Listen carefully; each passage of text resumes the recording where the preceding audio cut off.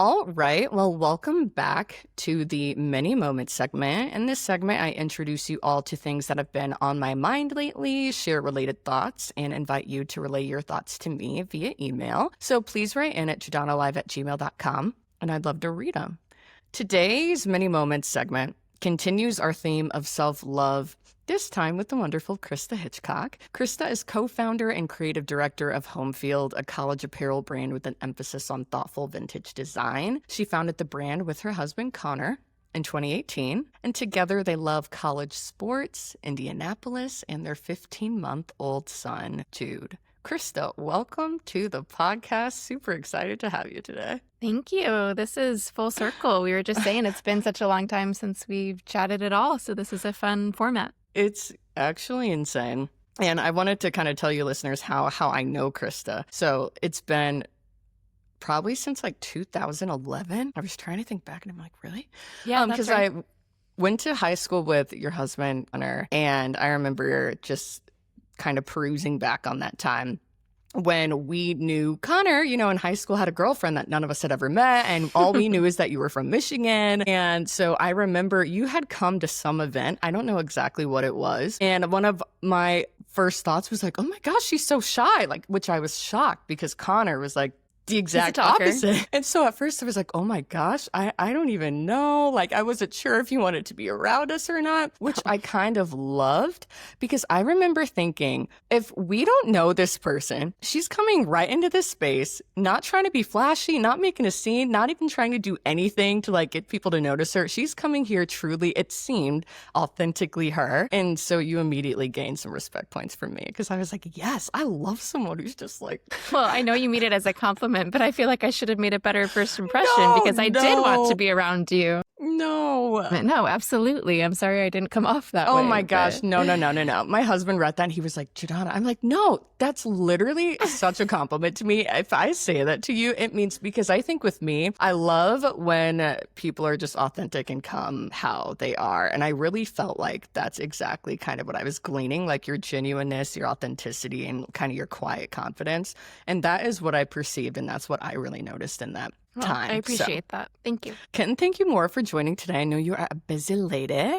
But before we jump in, I did just want to kind of zoom out and say, just kind of from behind the scenes, super impressed with you and Connor and Homefield, and from afar have just been able to observe and kind of revel in the success of what you guys have made together. In my kind of purview, things seem to develop so fast. I'm sure maybe with you, you're like, oh God, no. But yeah, just super excited to chat both about your business, but also your person. So yeah, thanks. Looking forward to it. Cool. So for those unaware of Homefield, could you just speak a little bit more to the company and its origin? Yeah, so goes way back. I mean, as you mentioned, Connor and I were dating in high school, and then he went on to Indiana University, and I went to Miami of Ohio. It really all goes back to, I have a cousin that started a sticker company in Michigan called Great Lakes Proud. He was selling an outline of the Great Lakes. If you've spent any time in Michigan, you'll see that sticker absolutely everywhere. And he was looking to expand into other states. And so Connor and I were dating at the time, and he knew that Connor was a marketing major, and so he reached out to him about kind of starting a subsidiary, and we named that Hoosier Proud. And so that was all Indiana-themed merchandise. So it started as stickers and quickly evolved into T-shirts. Connor was going door to door in Bloomington as a student trying to sell these designs. So people started asking if he had T-shirts, and he just lied and said yes, and then went home and figured out how to print a T-shirt. So I was doing the design for that while I was a student in Ohio. And he was out there actually producing it and selling it. So that's kind of the predecessor to Homefield. And then the real story is that IU made it into the Pinstripe Bowl. And I should really know the year, but I mean, we were still in college, I think. So 15. And there was a kick that was called No Good, and everyone thought that it was good. And so Connor made a tongue-in-cheek shirt that said the kick it didn't require licensing, but it was crimson and white, and it kind of went viral online. And he was able to take that to the university and say, hey, I'm a student. I have this brand that had this viral shirt. Would you be willing to grant me a license? And they said yes. And so that was kind of the beginning of Home Field. We ended up using that license as leverage to go get a Purdue license and Ball State license and a bunch of Indiana schools, and eventually realized that this was an opportunity, that we really liked doing the college artwork and kind of found a niche in bringing back vintage logos that, weren't getting their time in the sun. Anyway, we ended up raising money in 2018 and quitting our jobs and launching Home Field. Jeez, I love that story. So like grassroots. You're like, oh yeah, my cousin with the sticker company. We made a shirt. It was funny. We got a license. Business now, It's been a baby. roller coaster. Yeah, for sure. I love that. And that's kind of a great segue, because I think what kind of flagged my idea even for this interview was, the very casual Forbes 30 Under 30 that came out. And, you were featured and highlighted in the merchandise section as someone to watch out for. Of course, I'm like, what the heck? That's incredible. Not surprised in any way, but just amazed. And I already wanted to get you guys on, but I was like, oh God, they're probably busy. I'm not even going to ask. But I think what really stuck out to me from the article, from kind of perceiving everything you guys have been doing over the years, is you always seemed, and I know you are, like a very grounded person. And so I think I wanted to hear directly from you what this journey has really felt like, going from, college student running your freelance photography business to that shirt design to now owning a company valued at over $25 million in 2025. I'm just like, how do you kind of go from such crazy fast success to kind of like stay rooted and grounded? Yeah, I mean, I think there's a few different answers to that. The first being that it's not that glamorous most of the time. We spent a lot of years hustling. I mean, just working long hours, physically printing T-shirts, folding T-shirts. I mean, staying grounded. Like we were grounded. Like we were on the ground, spent a lot of time on the ground. So yeah, I mean, even today, it's just a lot of it's not that glamorous, right? Like a job is a job at any stage of life. But I think also, and more importantly, Home Field is not the most important thing to us. It is just part of our life, and that's exactly what we want to replicate in our culture for our employees. We don't want Home Field to be their whole life either. We know that we need a job, and we are lucky to love what we do and think that we're adding something fun to the world, but it's certainly not my measure of success in life is how big Home Field gets or how much money we can make or whatever the stats are. We're just much more focused on the people that we get to work with and the product that we get to put out into the world. For sure. Again, I can assume that knowing you all, or historically knowing you all, and so that feels very valid. But what does help you, stay level-headed and grounded, just as, there's so many pieces, Connor's still operating as CEO. I know you're a creative director. And so how do you kind of still maintain your sense of grounding? Yeah. I think, don't get me wrong, there's a lot of things about working with your spouse that are hard, but one of the good things is that we keep each other grounded. If one person is having a hard day or stressed and, it's kind of easy to spiral, I think the other one can play the counterpart and keep things in perspective. So I think that's helpful for sure. Yeah, I don't know. I think just trying to stay focused on what actually matters. One of our core values at Home Field is that we just make T-shirts. We're not saving the world. And so we just try and remind each other of that as often as possible. I love that. And on a super practical level, I know you've got baby Jude now. And so when you're trying to kind of manage your schedule, make time for yourself, even outside of mothering, creative directing, family obligations, is that even something in this stage of life that's practical? What does that look like for you? Yeah, I think we've definitely learned that there are seasons. Just like in anything in life, there's seasons of Home Field, and we've kind of learned to ride the wave that like, hey, these few months are going to feel really stressful and everything's coming to a head at once. And then there'll be a few months that are like, oh, we work a normal 9 to 5. This is great. We have great work-life balance. And I think just knowing that no season's going to last forever and that there's going to be busy seasons and there's going to be slow seasons and there's a place for both. At the end of the day, Jude is our priority. That's more important to us. And so we make sure to work around his schedule and that we're home with him. For sure. And I wanted to kind of speak to just the part of me kind of being nosy and interested. I know Central Indiana isn't huge, but it also isn't small. And I know I've had about 10 conversations with people like, do you know what Connor and Christa are doing? Have you seen home field stuff? Oh my God, it's getting so big. And I feel like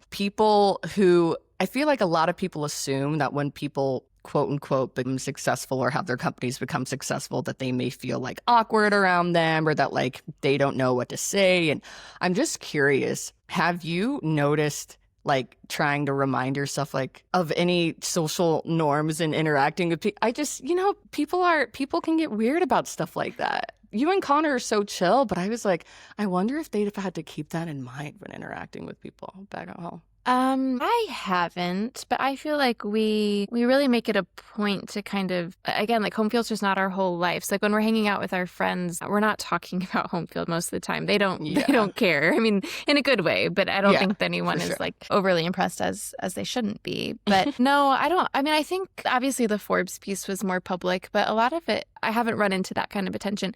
I will say that Connor has been more of the front person of the brand. I mean, he's out in public a lot more than I am. We first started, he was the voice on Twitter, and so he's a little bit more recognizable to a very niche group of sports fans on Twitter. But yeah, not too much. I mean, where's Sherman from the local news station? We'll see him around, but I don't think our fame's too big. Yeah. No, I love it because I mean, I feel like it's also just like context and we all know each other from like high school. So I think when we are in our, our little circles, it's like from the outside, you can just kind of assume things. But then I love what you said at the beginning where it's like, you're so in it, especially when this really just took off in the past like 5 or so years. It's not like you guys have been like knee deep for a decade or so. So when I think about that, I think like you all are still amidst the grind. So that's kind of exactly what I assumed. And I was reading some articles about home field staying up on the pulse of college games like in real time and designing apparel if needed, even on short notice.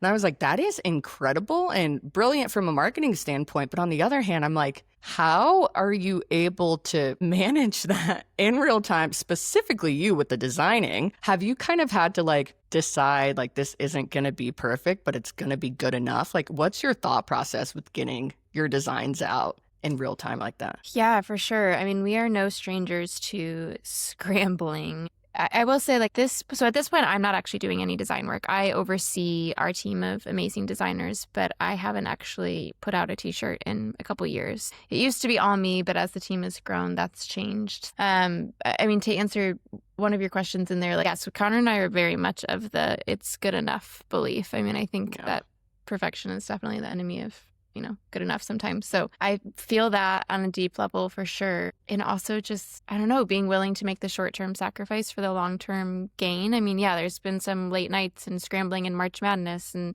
St. Peter's, upset Purdue. Like that was not expected. And so we're scrambling, but there's also an adrenaline there. It's fun. Yeah. If you embrace it. And so, yeah, it's a balance. We're obviously always trying to kind of protect that work-life balance, and we don't want people to have to live and die by the score of a game. But also, like right now, the Pacers are in the finals, and we have a lot of product at Cambridge. It's been so fun, but also for us, there's like another layer on the line. Every time we're watching a game, we're like, okay, this is going to mean more orders, more designs. We kind of joke that we sports gamble on a very high level. So I'm dead. You kind of almost have to embrace the gamification of it all.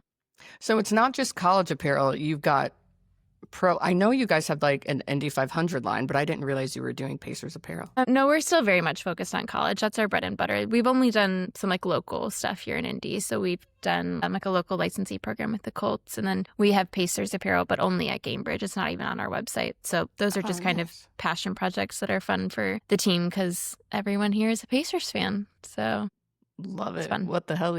Well, to kind of wrap up here, I would love, as I love your energy, so like cool, calm, and collected, but still what you guys have done is truly incredible. And so I'm just kind of curious, like kind of taking away maybe the specifics of like the t-shirt design and more thinking kind of like high level. What have you learned just kind of in this process that you would not have known if you hadn't gone through what you've gone through in the past 5-6 years? Oh my God, that's a hard question to answer. So many things. Yeah, it's hard to separate what is home field and what is life, right? Because this journey also coincides with our 20s. Like I just turned 30 a couple weeks ago. And so insane. Yeah, I feel like there's been so much growth, and part of that is just getting older, having a kid, learning to be married, learning to work together. And a lot of those lessons have absolutely come through home field for sure. Even just managing people. I mean, that's a Yeah. whole skill set in and of itself, and all the relational and emotional managing. It's definitely been a fast track to some personal growth. But yeah, that's a good question if I can pick out one thing. I think maybe, and not to quote Frozen 2 here, but just to focus on the next right thing. I mean, I think it's really easy to Yeah. get lost in trying to come up with a roadmap that goes 5-10 years out. And I think that one thing we've done a really good job of is just holding the future loosely and taking it one step, one day at a time. I mean, we've just always been open to whatever the next opportunity is that comes our way, and that all stacks on top of each other, and they add up, and now we can look back and see it, everything that we've been able to do, but it's all been a lot of very small decisions and actions over time. So I feel like we're just trying to keep that attitude moving forward. No, for sure. That's hilarious because I was literally thinking one of the affirmations I do talks about just like meeting every moment head on, and how if you Yeah. just do that enough times, you look back and exactly kind of what you just said, you're amazed at what you've been able to do and grow. So I super appreciate your time. This was so fun. I have been wanting to chat with you guys for a while about this. And so yeah, cannot wait to continue supporting Homefield. For those who've never heard or want to just engage more, we'll have links in the chat for you to access that. And outside of that, let's move on.